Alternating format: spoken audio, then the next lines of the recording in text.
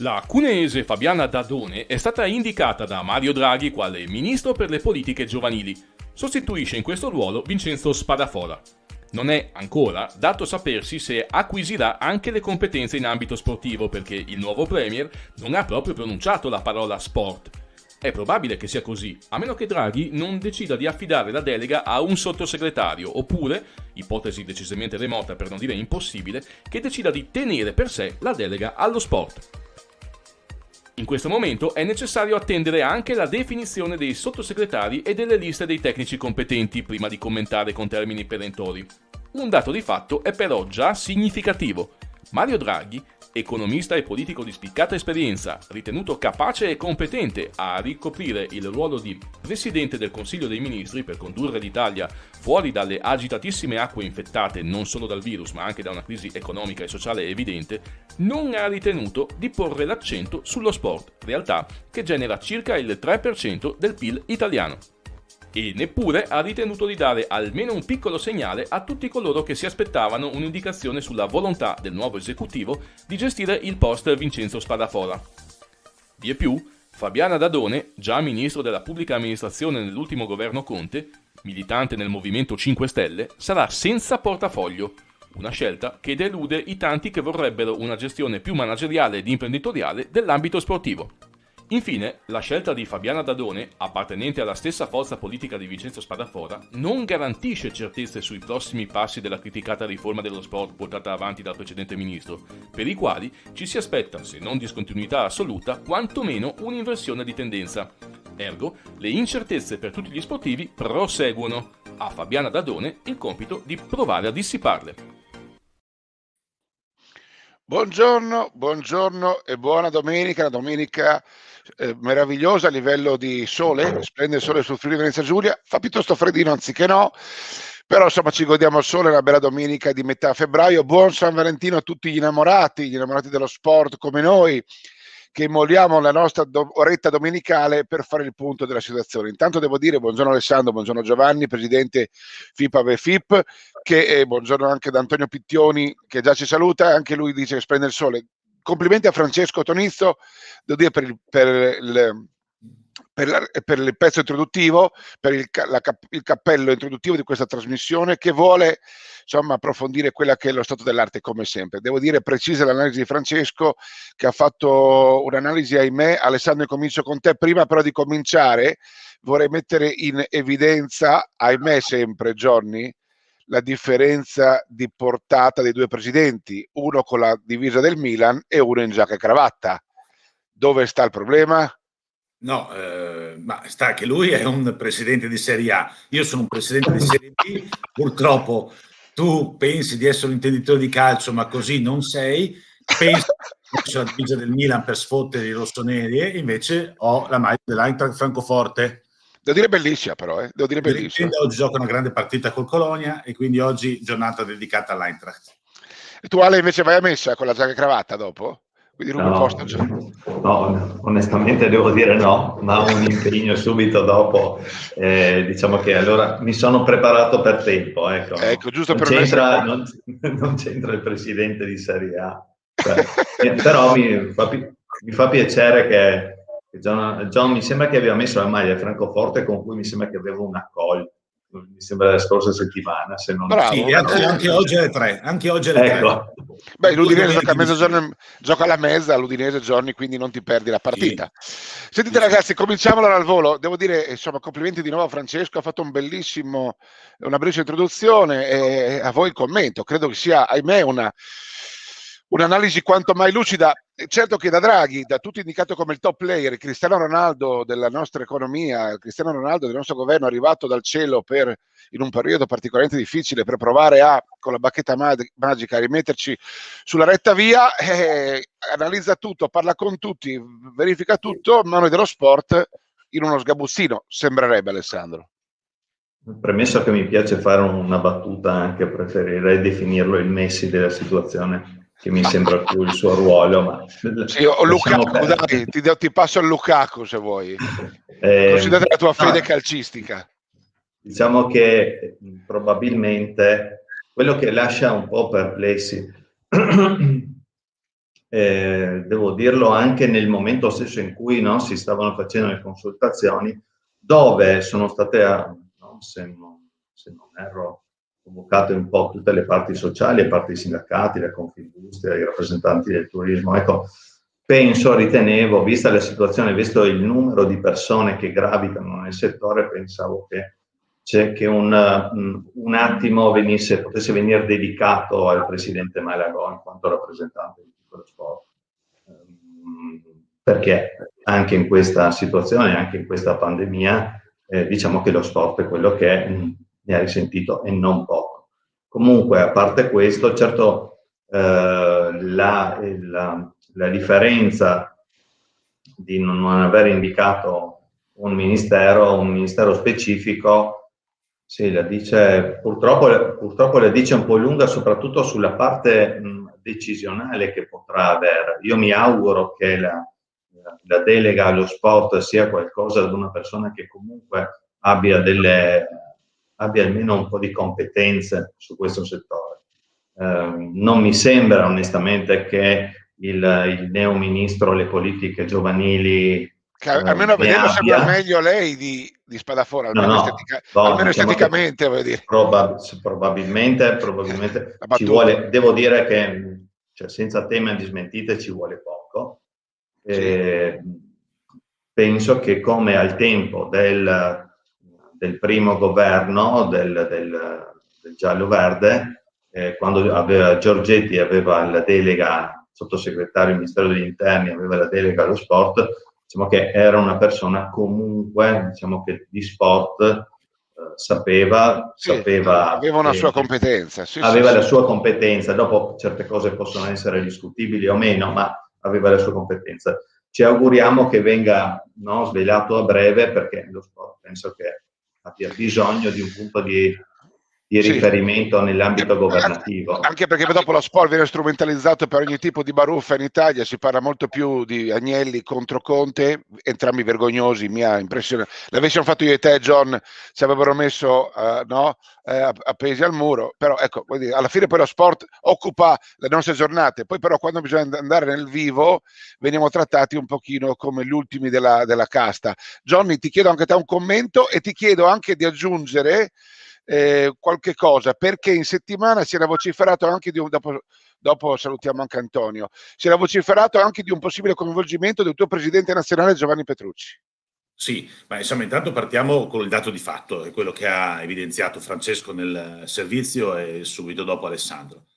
Sembra, da questa prima partenza, che lo sport non abbia la caratura di interesse nazionale, uso un modo di dire che ci è stato tanto caro nelle nostre settimane precedenti sul discorso di partenza, eccetera. Sto scimmiottando i decreti Conte da ottobre in poi. Però datemi insomma un attimo di attenzione, sembra proprio così.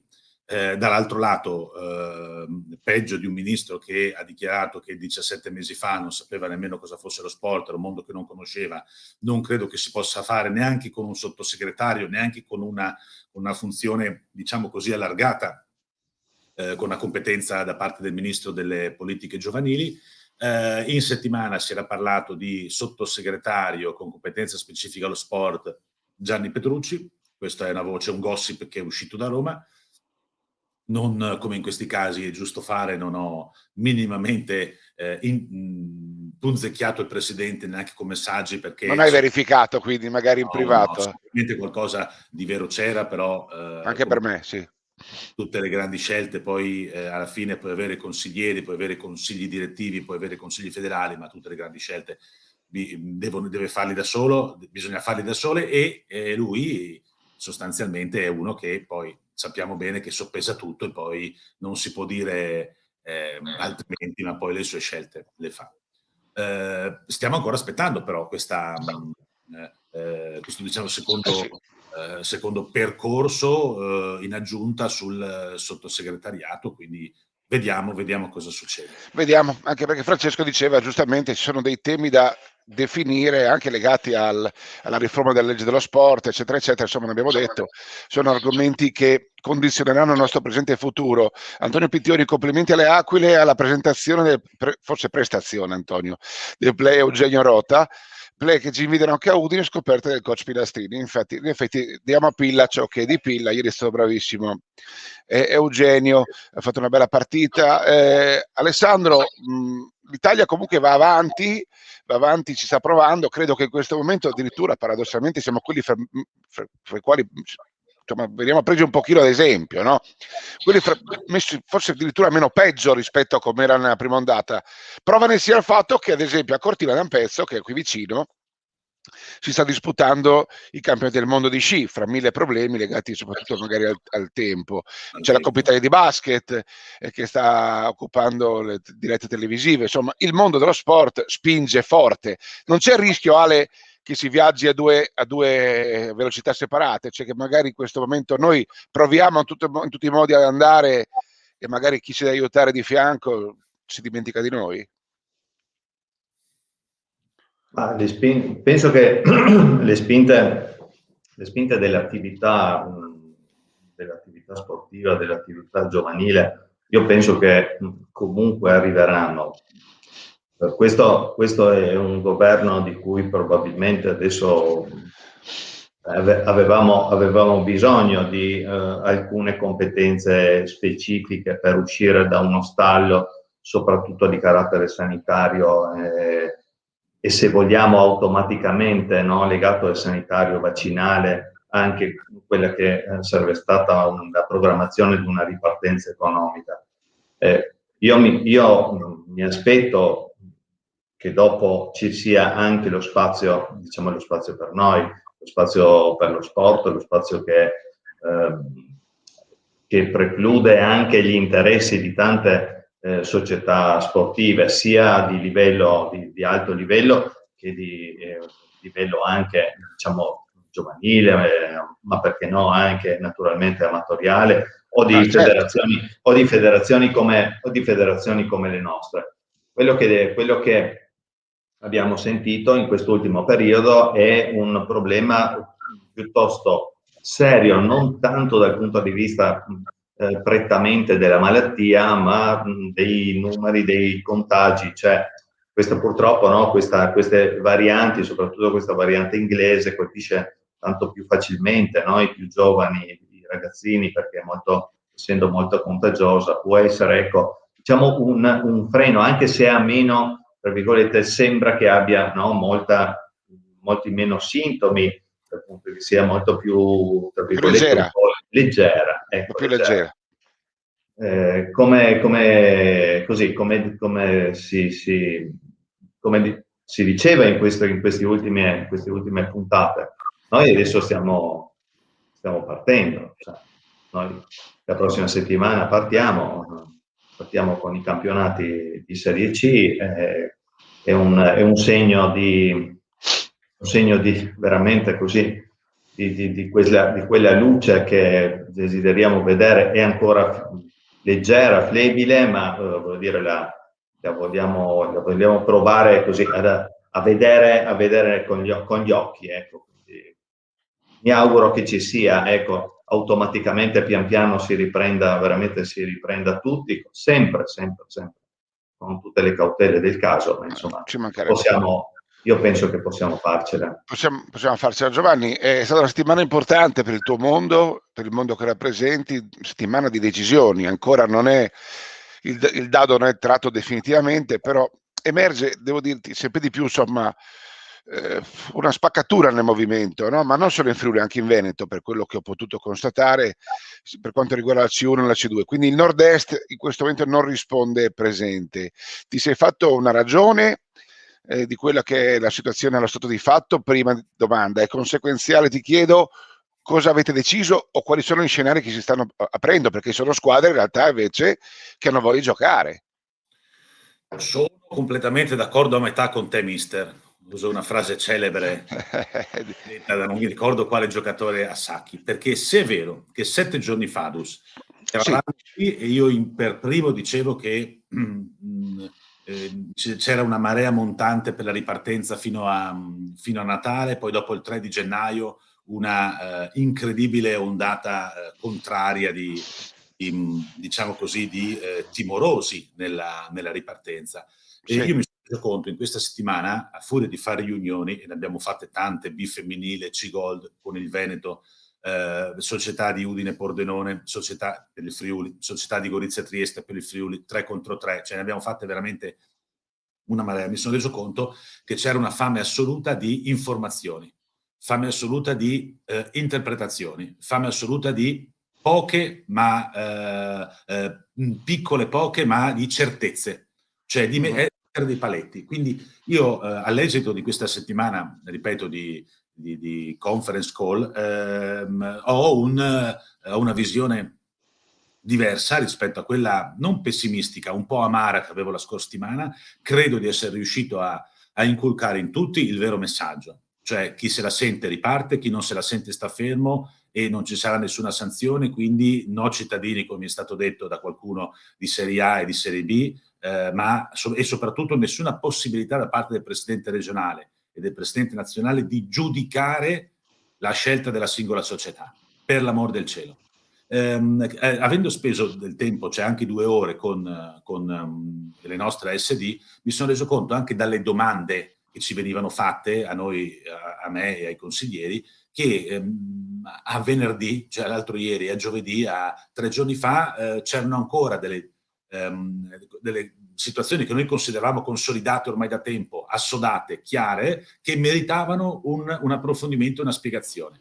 All'esito di tutto ciò vedrai che non mi sbaglio. Se la B femminile ha risposto non alla grande, di più, 11 su 15, se la C-Gold ha risposto in maniera un po' più claudicante, quindi con meno della metà delle ripartenze, C-Gold che verrà poi abbinata alla C-Gold del Veneto, se la C-Silver ripartirà, chi riuscirà, forse 5, forse 6 nostre, e farò di tutto per fare anche qui un doppio girone con il Veneto, lo dico perché nella speranza che si possa poi concretizzare materialmente questa mia idea.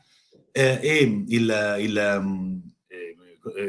invece poi le categorie giovanili, e questo è il grande messaggio, si stanno organizzando tutte per ripartire. Tantissime società si stanno organizzando per ripartire, si sono mosse con i tamponi, fanno domande sul protocollo, fanno domande sulla questo è bellissimo. Fanno domande sulle possibili formule del calendario. Capite che una società che decide di non ripartire o non partecipa alla riunione o non fa nemmeno domande. Quindi la sensazione è assolutamente positiva, ma ripeto, nessuno è obbligato. È stato molto chiaro ed è bello soprattutto il messaggio legato al giovanile. Noi ringraziamo Franco Canzani, intanto memoria storica, era Luigi Amleto Garzia. Sì. Bravo Hermes. No, è Franco. Scusami Franco, scusi, ho letto Canzani per non è no, questa è roba da Franco, non da Hermes Canzani. Esatto. La situazione invece, allora John ha fatto un'analisi su quello che è lo stato di fatto nel mondo basket. Da te Ale, tu dici siamo pronti a ripartire, vediamo la luce in fondo al tunnel, pronti a tornare in campo. Ma in campo in quanti? Tanti loro. Allora, per quanto riguarda il discorso dei campionati, del campionato di Serie C, noi abbiamo mantenuto gli stessi organici che avevamo previsto in settembre, quindi ripartiamo con 16 squadre nella Serie C e 11 femminile. Ma certo che è strana sta cosa però, voglio dire, siamo uomini uguali, donne uguali, che giochiamo a basket, forse perché magari la pallavolo non c'è il contatto fisico, non lo so. Ma guarda, hanno un grande presidente che è trascina le folle, questa è la differenza. In giacca e cravatta. Guarda, ti ringrazio, ma no, è tutto merito delle società. Devo dire anche c'è un altro fattore che distingue un po', no? Le due federazioni. Penso che i protocolli, quelli che avevamo ancora nei periodi di agosto, settembre, fino a ottobre siano praticamente gli stessi.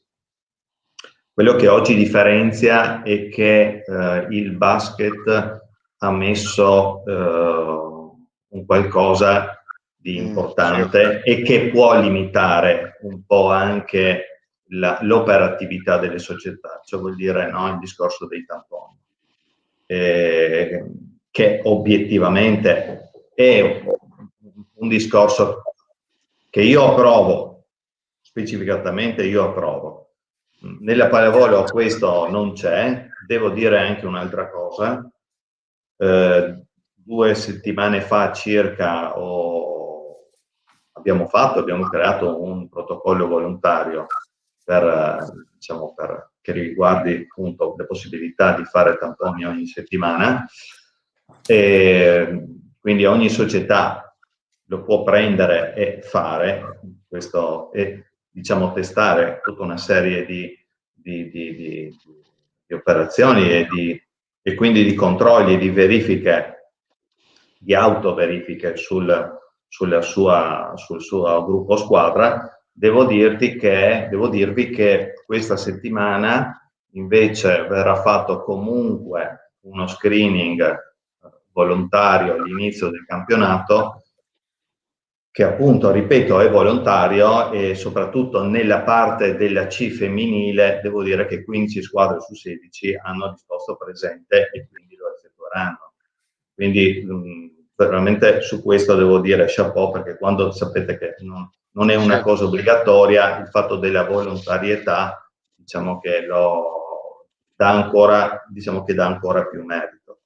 Per quanto riguarda i giovanili, noi giovanili maschili partiremo la settimana immediatamente successiva con l'Under 19 e l'Under 15, mentre l'altra settimana si comincerà con l'Under 17. Diverso discorso per le femminili stanno ancora, che sono di organizzazioni comitati territoriali, stanno ancora verificando 2 cose fondamentalmente: la situazione impianti, che non è assolutamente ancora chiara, che c'è purtroppo carenza di impianti, e la decisione di sentirsela, ecco, di avere i numeri esatti. Le notizie che arrivano sono delle notizie comunque estremamente confortanti. Diciamo che ultima considerazione che ricordo, sì, le società, attenzione, che non si iscrivono ai campionati hanno difficoltà a andare avanti con gli allenamenti, attenzione però, perché è funzionale. Beh, è anche giusto però, scusa. Gli allenamenti, no, infatti, cioè, a domanda... pochi impianti, è giusto che venga privilegiato chi fa attività. È stata posta questa domanda: se io mi ritiro, non partecipo a un campionato, se posso allenarmi? La risposta è no, perché l'allenamento è consentito ed è funzionale proprio per il campionato di preminente interesse nazionale, quello che è stato dichiarato dalle varie federazioni.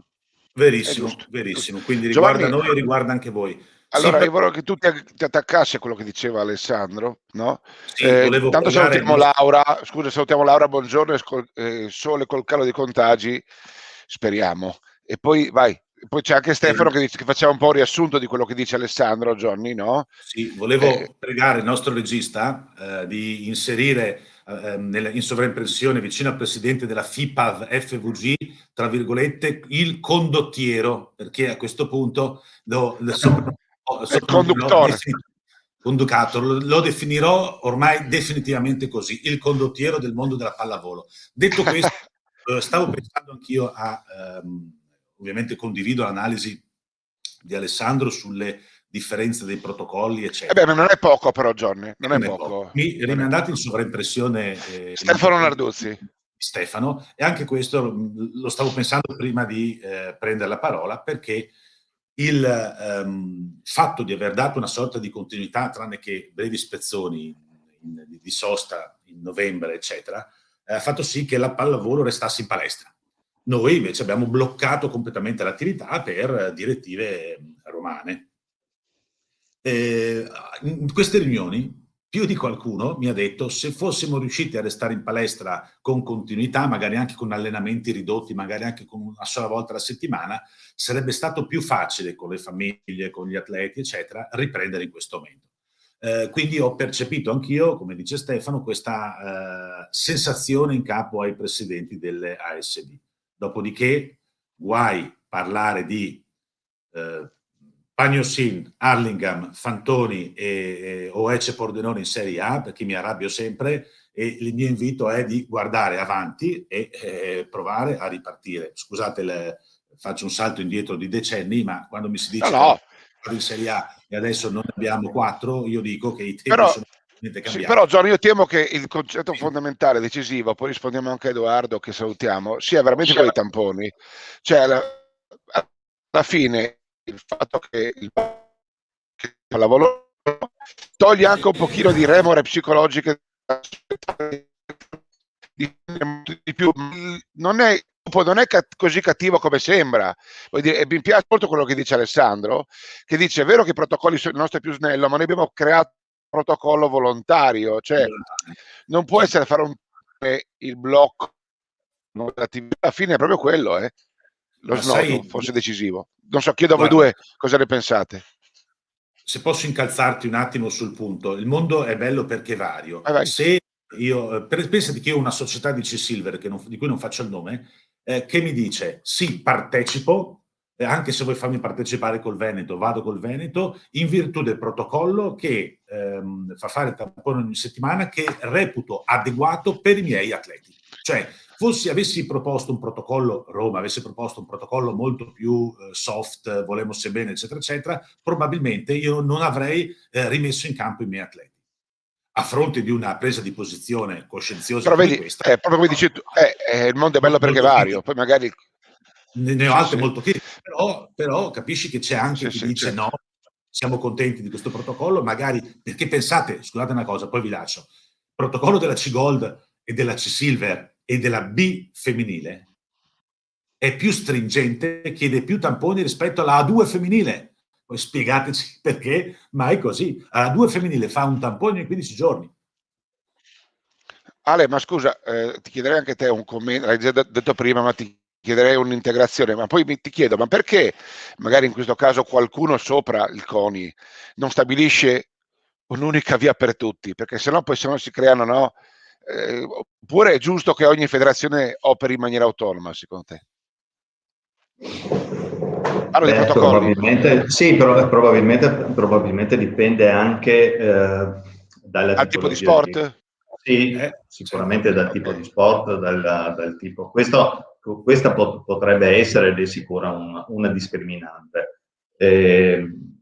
Poi sarebbe tutto molto, devo dire, anche per le società un po' meno, se vogliamo, meno organizzate, ma anche, lo dico, no? in maniera buona.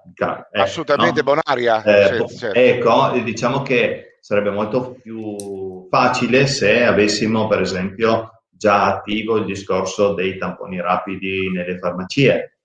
Potrebbe essere un qualcosa. Oggi fare dei tamponi rapidi, diciamo che per acquisirli, diciamo, il costo è estremamente relativo. Quello che invece è importante invece è la parte sanitaria e la parte medica che valida i test. Quindi su questo certe società dicono, questa è la cosa più difficile. Ecco, io devo trovare il posto, devo trovare l'infermiere o il medico che con una determinata attrezzatura di difesa, diciamo, sanitaria, no? Viene a fare i test, li valida. Questi test, tra l'altro, che sono autovalutanti, non implicano automaticamente l'immissione dei dati nel computo di quella che è la componente, se vogliamo, la componente sanitaria regionale, perché il medico che dovesse trovare e riscontrare un tampone positivo darebbe semplicemente un'indicazione di andare ad eseguire un tampone molecolare per avere la conferma o meno di quel dato. Quindi, è corretto. Quindi ecco, corretto. La situazione, diciamo che, come diceva John prima, siamo in un mondo variegato. Diverse persone vorrebbero qualcosa di più stringente anche da noi, alcune altre lo fanno perché non è così stringente. Quindi questa, ecco, non sei contenta tutti, dici tu. È difficile, devo dire sinceramente che è difficile, come è di difficile comprensione oggi ancora il discorso sul quale che è un tema, il discorso delle visite mediche del return to play, di reintegro. Altro tema. Abbiamo dei messaggi.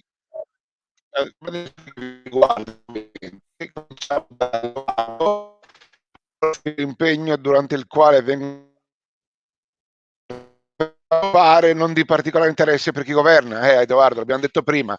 Lo sport rappresenta soprattutto un fondamentale strumento educativo per i giovani, anche se purtroppo credo fondamentalmente sottovalutato da molte istituzioni, compresa la scuola. Dopo mi rispondi tu a questo, Ale. Invece John, vorrei che tu rispondessi a Gianfranco, che anche se è un pallavolista doc, vediamo immagini sotto della sua squadra vincitrice domenica scorsa, in bocca al lupo 30 al Pala Ingenito, da non perdere in diretta televisiva su BHTV. Dice Gianfranco, un sacco di società però non hanno chiesto informazioni o non si sono preoccupate di cosa potevano fare e ora si trovano in netta difficoltà. È verissimo che è difficile, ma ci vuole anche la volontà di fare e di combattere. Le federazioni di qualsiasi sport hanno messo a disposizione, mi sentite male? Protocolli e non solo in regione. In regione avete fatto. Mi sentite bene o no? Adesso meglio. Chiedo scusa. Ok, meglio. Rispondi tu a Gianfranco, Johnny. Ecco, in regione avete fatto, state facendo tanto e molti sino ad ora. Ecco, e quello dicevi tu prima, no? Cioè, vuol dire, è un discorso di forse di approfondire la conoscenza e che magari le società non sanno mai abbastanza, forse. Sì, io ringrazio Gianfranco, anche se in questo caso vedo il cosiddetto virus del divano, che è un virus pericolosissimo. Cioè, secondo me, molti non vogliono informarsi più di tanto adesso perché ritengono più conveniente, più tranquillizzante, più rasserenante, eccetera, eccetera, arrivare a giugno con lo status quo. Cioè, in realtà analizzo poco la situazione, mi informo poco perché comunque non ho le famiglie che mi rompono le scatole, perché comunque non ho magari incassato le quote ancora giustamente e non ho niente da restituire, perché comunque non ho spazio in palestra, perché comunque la sera sto a casa tutto sommato bene, questa stagione è andata, finiamola così. Non sottovalutiamo il virus del divano. Questo c'è, ovviamente, ripeto, ognuno è libero di fare quello che vuole, io non giudico minimamente coloro i quali cercano di arrivare fino a giugno per poi ripartire a settembre magari con il vento in poppa, però non posso che identificarlo così, la situazione che mi ha elencato Gianfranco, perché con tutte le conference call, con tutti i comunicati, con tutti i messaggi, con tutte le telefonate, con tutti i passaggi televisivi, radiofonici, giornalistici, stiamo cercando di dare più nozioni possibile. Sarebbe poi un peccato se a giugno magari qualche società ci dica non avevo capito, io non sono ripartito perché non pensavo Franco vuol dare uno stimolo anche alla società, se capisco bene. Lui dice dai ragazzi, va bene, però lui parla da uomo societario, dice dai, abbiamo gli strumenti, gettiamoci, diamoci da fare. Questo credo sia il messaggio. Alessandro, rispondimi tu a Edoardo Ring, che dice, dopo John tu rispondi ad Alfonso, che parla del problema atavico, no? Del rapporto sport-scuola, e lo collego anche con Laura, che dice, devo dire in campo dei tamponi che ho parlato con società che si ritirerebbero dai campionati se dovessero fare tamponi ogni settimana, perché non avendo il medico dovrebbero appoggiarsi alle famiglie. Le famiglie dovrebbero restare a casa dal lavoro per portare ogni settimana i figli. Ecco, Almiro Renni, è un pochino quello che dicevi prima, no? Così ecco, vorrei che tu rispondessi il mix a Edoardo e Laura. Sicuramente, sì, qua ci troviamo sicuramente in un chiaroscuro, un discorso chiaroscuro, cioè luci e ombre sul discorso dei tamponi. Ricordiamoci che alla fine, diciamo che nella scuola ci siamo sempre detti che fino a poco tempo fa diciamo, vi era un ambiente molto, se vogliamo, controllato anche, no? Perché i ragazzi comunque, diciamo che a ogni sintomo, cioè il ragazzo sta a casa, va a fare il tampone, poi vengono chiamati tutti, fanno il tampone, adesso no, c'è un ASL che decide in un modo o nell'altro, però i 10 giorni, 14 giorni di quarantena la fanno, oppure c'è chi dice ok, andate a scuola, però non fate altro. Quindi è vero, d'altronde cioè noi dobbiamo cercare di rendere il riavvio di quella che è l'attività nel miglior modo possibile. C'è chi oggi detta delle regole e noi queste regole dobbiamo fare in modo che vengano rispettate, qualunque esse siano, perché comunque abbiamo sempre chi deve decidere a un certo punto, a chi spetta, diciamo, l'ultima decisione. La federazione, le nostre federazioni hanno preso delle linee che, vuol dire, nel momento stesso in cui siamo uomini, no, di federazione, dobbiamo prenderle come buone, possiamo essere d'accordo o non d'accordo, però quelle sono. E per quanto... Ecco, è partita la musica. Ecco. Sì. E per quanto ci riguarda, noi possiamo eventualmente fare solamente o dare dei consigli. Io non devo dirvi sinceramente che il fatto del consiglio e del protocollo volontario l'abbiamo ritenuto una cosa assolutamente sensata. C'è chi se la sente di farlo, c'è chi non se la sente. Questo screening iniziale che noi abbiamo offerto praticamente alle società è stato, devo dire, apprezzato, perché se ne sono state, appunto, come dicevo, 15 le società su 16 di C femminile e 8 su 11 quelle del maschile, vuol dire che c'è stato c'è questa attenzione. Certo. Chiaro, sui giovanili diventa più difficile, come diventerà, devo dirvi, anche molto più difficile il discorso della visita di reintegro, perché ci auguriamo che, ecco, in questo devo dirvi che non c'è una chiarezza globale. Lo dobbiamo sempre continuare a ribadire. Oggi noi ci affidiamo, no, a quello che è stato prima il protocollo della Federazione Medico Sportiva e poi la circolare del Ministero della Salute dei primi di gennaio, che praticamente faceva suo il protocollo medico-sanitario con il discorso del return to play. Ci sono ancora tante società che obiettivamente questo non l'hanno e non lo stanno ancora digerendo e cercano di trovare soluzioni perché magari dicono ma se mio figlio non ha avuto niente, non ha avuto nessun sintomo e diciamo non ha preso niente, attendere i famosi 30 giorni può essere, diciamo, un tempo, diciamo, particolarmente lungo prima di fare questa visita di reintegro. Purtroppo si può sempre fare una visita professionale, fra virgolette, che costa ma che ti manda in campo subito. Purtroppo, come dicevate voi due presidenti prima, in questa fase non si rende contenti nessuno, no? Bisogna provare ad adattarsi a quelle che sono le regole, portarla avanti, sperando che domani sia meglio di oggi. Intanto bellissima l'immagine che sta proponendo Francesco mentre chiacchieriamo. Io mi ero un po' distratto e mi perdonerete perché è la prima volta che le rivedo rispetto a ieri. Giovanni Alfonso dice dalla Pedemontana: buongiorno, con le scuole chiuse gestire l'attività sportiva giovanile di novembre e dicembre sarebbe stata alquanto anomala, e credo che si rifaccia a quello che dicevi tu prima, sì. Che insomma, certo, il virus del divano, il fatto che il volley invece è andato avanti, ecco, è vero, certo, è vero. Però le palestre scolastiche le utilizza anche la pallavolo.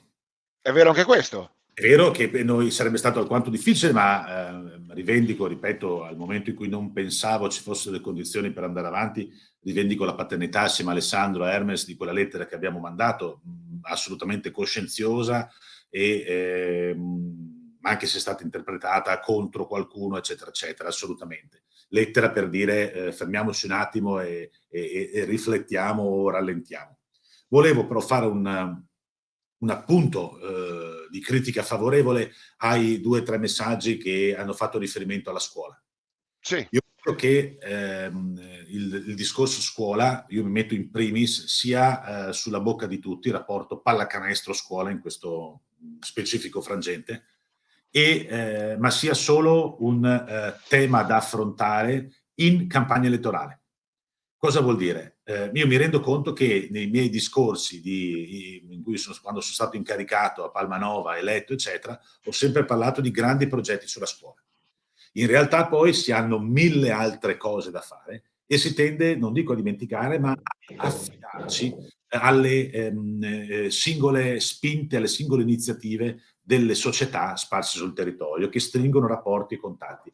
Io parlavo anche l'altro giorno con Roma, credo che sia il momento che ogni comitato regionale abbia una persona, non dico stipendiata, ma con un rimborso spese consistente, che sia referente scuola e che nell'arco di 4 anni monitorizzi, mappi le scuole di vari livelli, indichi quali sono le palestre, veda dove c'è la possibilità di entrare e costruisca con un gruppo di allenatori o coordini le società per entrare all'interno. Secondo me, o facciamo così oppure resteremo sempre a dire che in Slovenia, Croazia, Serbia si fa pallacanestro, pallavolo, già nelle scuole si ha una mentalità molto più aperta, oppure la pallavolo avrà più spazio di noi nelle scuole. Non è ovviamente una critica, è una riflessione sulla città penetrativa della pallacanestro.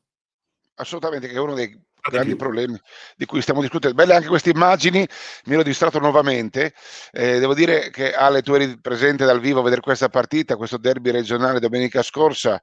È bello vedere la pallavolo in televisione, la pallavolo regionale, è bello vedere il volley femminile in televisione. Noi l'abbiamo sposato e oggi saremo di nuovo in diretta alle 5:30, ripeto, dal Pala Ingenito. Quanta soddisfazione c'è per te, Alessandro, come presidente regionale, a rivedere il campionato di Serie B2 femminile in campo e coperto dalle telecamere anche? La domanda è assolutamente... Sì, sono delle... Guarda, priva di ogni doppio fine.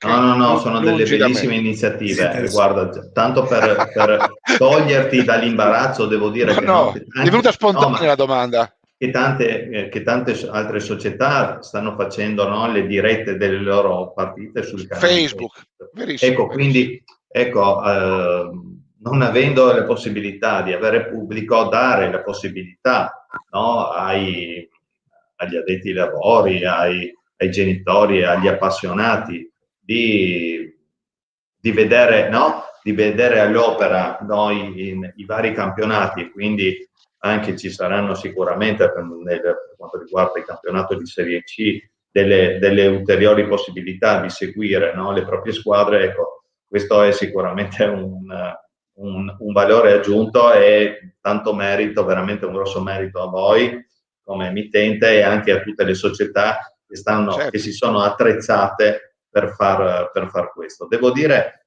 per aggiungere quello che diceva John, tutti, secondo me, tutti noi del basket, o diciamo noi del basket e del volley, abbiamo perso il collegamento che avevamo storico con le scuole. Noi non stiamo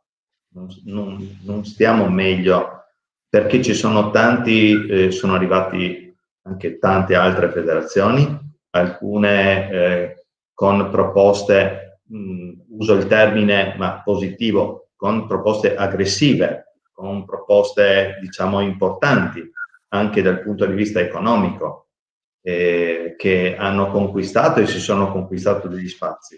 Noi ci siamo per troppo tempo adagiati sugli allori, quello che era la penetrazione di una volta, i ragazzi che venivano automaticamente, no? Può essere uno stimolo, però, anche Ale, può essere anche uno stimolo per assolutamente. Io infatti sono dello stesso avviso di John. E non ci eravamo parlato.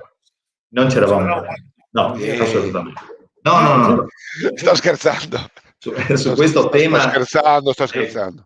Devo dirvi che questo è il tema anche che sarà nel programma. Noi andiamo a elezioni il 7 di marzo, che faremo questa election day, il giorno della votazione, la mattina del regionale e il pomeriggio saremo seggio regionale per le elezioni nazionali. Sarà uno dei temi, e so che sarà uno dei temi anche della federazione, il discorso della scuola, della federazione nazionale, il tema della scuola. L'importante è che alle parole poi seguono i fatti a livello federazione nazionale, perché sai, si può dire quello che si vuole. Bravo, esatto. Poi siamo noi a dover gestire comunque il tutto. Io ho chiesto, devo dire, a Roma meno palloni, meno reti per le scuole e più eventualmente risorse per poter dare una mano di penetrazione nei contesti scolastici con degli accordi, diciamo, nazionali che poi vengano sviscerati su base regionale. Sì, questo deve essere. Andiamo quasi in chiusura, poi vi lascio alla vostra domenica, anche perché alla mezza c'è Ludin che prova a spugnare l'Olimpico. Johnny, poi dopo Ale, preparate a rispondere anche a Gianfranco Defendi che parla bene del Chions Fiume Volley, che mi sembra più che giusto. Ieri parlavo con un papà dirigente, ho bevuto una birretta l'altro giorno a pranzo e mi tesseva le lodi di questa società con la quale stiamo anche parlando per fare qualcosa in TV insieme. Prima però, John, vorrei che tu chiudessi una chiosa sulla situazione. Alle società di Serie C che mi chiedono realmente, se puoi dircelo, se e quando partiremo. La Serie D giocherà o non giocherà? Cioè, qual è la Serie C Gold? Sappiamo che, complimenti alla Caligaris, centrosede di Cornelio Rosazzo, giocherà contro chi? Cioè, qual è lo scenario che possiamo realmente attenderci? Se puoi dircelo. Gold farà un torneo andata e ritorno interno con i confini delle 3 Venezie storici, quindi non cambia niente, poi spareggerà con le 6-7 dell'Emilia Romagna, credo con quarti di finale, semifinali e finali, per garantirsi o uno spareggio per la promozione alla categoria superiore o una promozione diretta. Questo non ve lo so ancora dire. Ma non ci saranno retrocessioni, immagino, però, o no? Bah, no, ci saranno retrocessioni, ma come dicevo, sarà sicuramente una squadra che retrocede sarà ripescata per ovvi motivi matematici e numerici, visto le tantissime defezioni. Ok. Saranno prima quelle, immagino, di chi rinuncia, a prescindere, chiedo. Certo, con precedenza quelle di femminile. Campionato a 11, se non ho visto male, quindi una risposta fortissima dalle ragazze. Credo che non avranno promozione diretta, ma avranno anzi sicuramente avranno un numero di spareggianti con altre regioni per garantirsi il posto in Serie A2. C Silver, se noi siamo in 5-6 non possiamo fare un campionato autonomo, dobbiamo per forza accorparci facendo un girone interno e poi dopo degli spareggi alla regione viciniore sarebbe la cosa ideale. Per questo sto cercando con il Veneto di creare questo tipo di situazione. Mi sembra un po' più difficile, anche se non impossibile, però chi ripartirà potrà farlo. Se non riusciamo ad avere il numero minimo per creare un girone nostro, dovremo organizzare o la Coppa del Centenario o la Coppa FVG, vedremo in che termini. Ad esempio Fagagna, dell'amico Dario Colosetti ho parlato l'altro ieri, loro si stanno sostanzialmente allenando e ci credono di poter partecipare al campionato. Però abbiamo all'inizio della settimana la sorta di deadline sulle desiderate, cioè abbiamo chiesto di confermare la possibilità di procedere con i campionati seniores e giovanili. La C femminile del Veneto, passiamo in sovraimpressione adesso, ha avuto un'altissima percentuale di squadre che vogliono partecipare. Noi, secondo gli ultimi sondaggi, ne abbiamo 4 o 5, vediamo cosa riusciamo a fare per garantirle la possibilità di giocare. John, C Silver maschile anche in questo caso diciamo che fate il campionato accorpato, promozione in C-Gold? Si sa già qualcosa o è prematuro? Sì, certo. Una promozione. Retrocessioni varrà il principio della C-Gold, cioè chi retrocede Sì. ha priorità di ripescaggio, cioè dire, Sì, no? Quindi... bisogna vedere anche quante sono in Veneto. Ecco, io con il presidente Nardi sto parlando, l'altra sera mi ha detto siamo solo 3, e ovviamente 3 sembrerebbero un po' pochine, ma adesso insomma la situazione è in via di sviluppo. Speriamo bene. Ale, per chiudere, rispondi per piacere a Gianfranco, perché mi sembra giusto, no? Hai tanti fiori all'occhiello nella tua regione, credo che Chios Fiume Volley sia insomma, un fiore particolarmente bello. Hanno un sacco di attività giovanili, hanno anche, se non capisco male, a Chions c'è una specie di polisportiva, il calcio che fa la Serie D con Mister Rossito, se non sbaglio, no? E poi questa fucina di talenti del volley Esatto. che continua anche a produrre giocatrici. Il Chions è, diciamo, è sicuramente una realtà oramai storica, consolidata del volley regionale, con dei dirigenti attenti e lungimiranti. Mi sembra giusto ricordarle, come mi sembra giusto ricordare tante altre società che stanno lavorando in maniera estremamente importante, egregia e attenta. Mi rifaccio un attimo solo a quello che diceva John, perché per quanto riguarda il campionato che riparte praticamente, il nostro campionato di C che riparte sabato, noi abbiamo preso la decisione di sospendere invece tutte le retrocessioni, proprio perché questo campionato sarà un campionato, prevediamo un campionato comunque anomalo, che potrebbe essere inficiato anche dal discorso di assenze prolungate da parte che noi non ci auguriamo, più atlete, non dovute a infortuni di gioco, ma altre situazioni, voglio dire, molto più delicate e che prevedono una ripartenza poi molto più lunga, e quindi ci sembrava corretto, nell'autonomia del nostro comitato, decidere di sospendere le retrocessioni. Cercheremo di capire se dovessero ripartire anche la Serie D, le prime divisioni, le prime e seconde divisioni, dopo, a questo punto, dopo il famoso 7 di marzo, come comportarci e come, voglio dire, proseguire quella parte di attività. Quindi vediamo, queste sono le ultime. Queste sono le ultimissime. Poi mi sembra poi alla fine tu dichiari a prescindere che non sono retrocessioni. John dice ci sono, ma sono camuffate. No, perché aspetta, no. C-Gold, ho parlato di C-Gold, poi Sì. però quello che dico io, C-Silver, di promozione prima divisione, C femminile, che sono di mia competenza, vi prometto che non ci sono retrocessioni. Capito. Okay? Vabbè. Comunque mi sembra che anche la C-Gold, se c'è retrocessione, è una roba, bene o male, siamo alla fine quello che conta, strucca, i Ciprichel, no? Vabbè.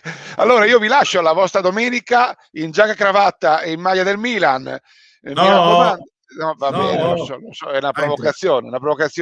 Io auguro una buona settimana lavorativa e proficua ad Alessandro Michelli, al suo comitato regionale, a tutto il suo mondo. Oggi quante partite ci sono? Al di là dei tuoi impegni di oggi, segui qualcosa, Ale? Hai qualche partita che segui via computer? Sei su qualche campo?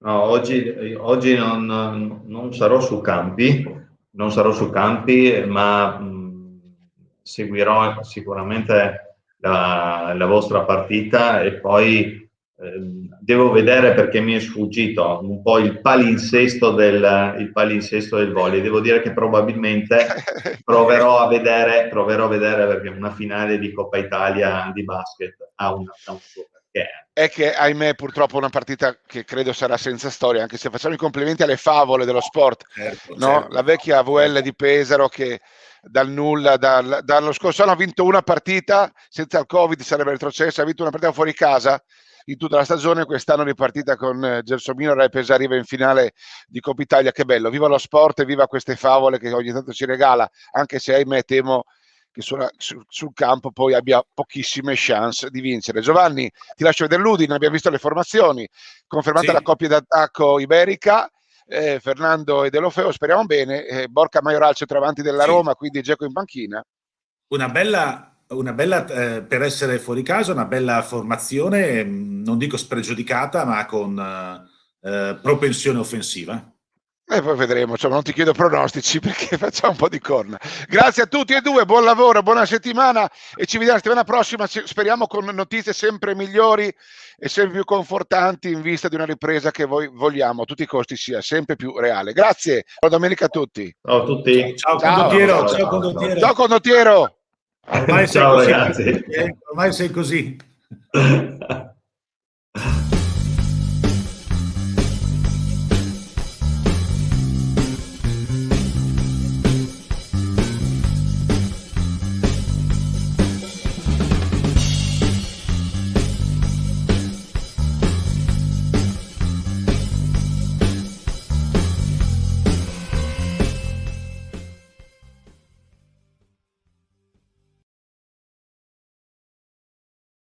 Trova Peroni, tripla di Peroni, poi da casa sua sbagliata, ma una tripla assolutamente poco consigliata. Va fino in fondo, showtime per Leonardo Battistini, assist di Ricky Truccolo.